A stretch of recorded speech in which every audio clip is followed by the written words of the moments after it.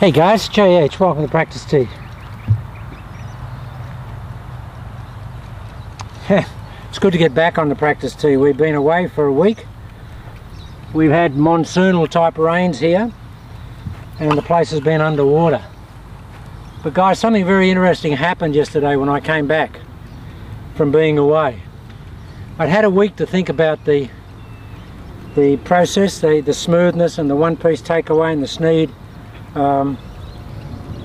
tempo and all that type of stuff, and something happened when I came back, and something happened to me that normally never happens to me, and that was I basically couldn't hit the ball. I was hitting the ball in the neck and with a very, very powerless swing. Really surprising for me, and to the extent that I only hit about 20 balls and I stopped. I thought, what's going on? And then I went home and I had lunch and I came back in the afternoon, and driving back out I knew exactly what the problem was. Guys, what you've got to be careful of when you're doing this, okay, we want to have the sneed rhythm and the sneed tempo, but we don't want to be loose and sloppy at the same time. And that happened to me. I became loose and sloppy with my arms and I lost connection. And of course I lost the connection, there was nothing to start the club down, and I was getting very handsy and just throwing the club at the ball, and it was quite an experience, I can tell you, just quite extraordinary. That I had no power and I was hitting everything in the neck, and I've never done that. And I thought, what is going on? But it only took me, you know, a drive home, lunch, and then drive back out to know what caused the problem. And so guys, what I want to highlight here today is, and when you think of sneed and you look at sneed, we saw sneed with that beautiful rhythm, but we never saw sneed loose. Sneed was never loose. Sneed was actually very tight and very solid. There was no, you know, flippiness or flappiness. You've got to be very careful of that.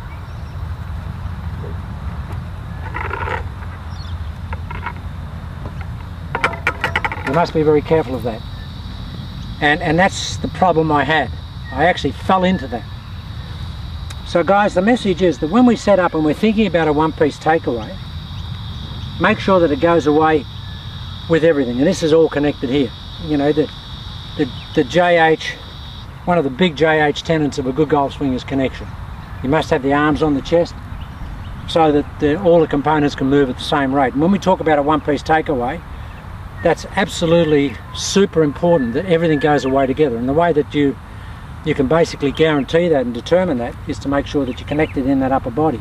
I basically feel that this upper arm here pulls my left knee in the backswing. Once I'm set up here, that just pulls it away.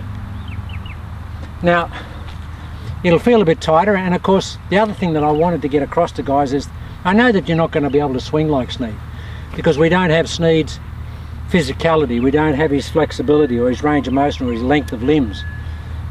So the main thing is that we could just have the basic tenet in there, that we take everything away together in one piece, the one piece being the whole body, and we swing it smoothly. That's enough. It'd be very rare that you'll ever emulate Sneed's wonderful tempo, and we've got to be careful we just don't go crazy trying to do that. And JH's tempo is not like Sneed's. My old buddy Pete is very similar to Sneed, but I'm not like that. I'm a lot tighter, and of course I work out a lot.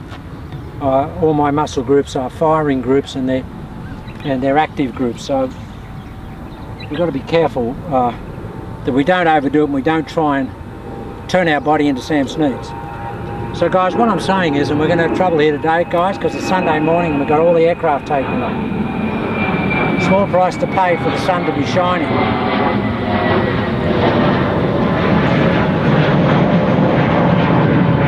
So guys, what I'm saying is that once you set up, get that connection.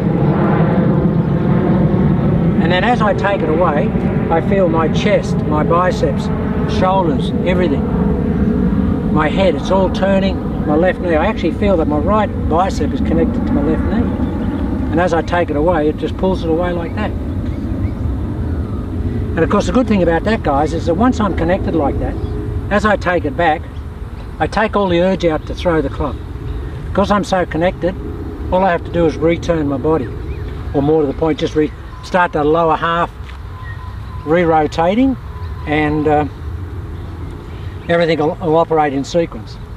So it was quite an eye-opener for me yesterday to come here, and I got off the track. I just got too loose and too sloppy, and I lost the connection. You can't do that, guys. You cannot lose the connection. That's the one thing we can't do. We cannot lose our connection. Sneed had wonderful connection. As a matter of fact, if you see Sneed, you see Sneed like this. Those arms are on the chest, and he just took it away like that. That's why he looked like he had passive hands in the golf swing. And my hands are absolutely passive. Yesterday they were very active. That's why I was throwing the club. I was hitting everything in the heel, guys. I never do that. I mean, I can't remember doing that. And everything was in the heel. And I stopped. I thought, wow, there's something wrong here. And that was it, guys, because I lost that connection. And there was a lot of this independency going on here, which we talk about when we're learning this process. We don't want to have independency with our segments. We want to have everything going together. So my swing's going to look a little bit tighter than what we had last week, but I guess that's the compromise I've got to make. The other one's okay, but you can overdo it. It's like everything, you can't overdo everything. And we tend to do that. And of course I had the week off thinking about this, and I was sitting at home in the, you know, just in the basement and just doing stuff like this, and I just got really connected. Everything was flying off. And Pete was here yesterday with me, and he said, he looked at my club, said, hitting everything in the neck. I said, I know, I just can't understand why. So I stopped, which I always do. If I've got a problem, I just stop. I just don't ingrain the problem. Went home, had lunch, and then came back in the afternoon, maybe 4 hours later, and driving out here, I knew what it was, and the first shot was perfect. So guys, this is what we're going to do.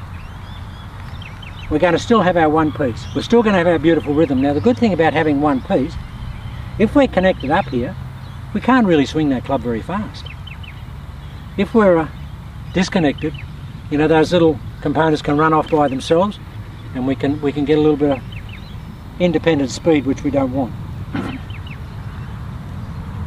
So the message is, get connected. Feel as you take it away, it all goes away together. And then coming down, I'm not worried about my hands. My hands are very passive. Just coming down, and I'm just turning the body. The hands are still connected, so they're going to follow. These planes must be taking off 30 seconds apart, and this is only a little country regional airport. Can't believe that. That's 3 in 3 minutes. Okay guys, so this is what it is. Stay connected.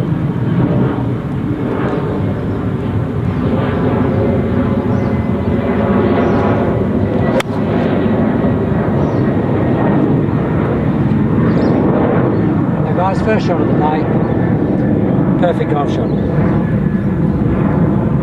Okay, sure, that's a little bit quicker than that beautiful loosey-goosey stuff we had last week, but that's more like JH's tempo, and that's basically where I need to go. I can't reinvent the wheel as far as my physiology is concerned. I can't do that, and nor should you, and I should have made that point quite clear last week.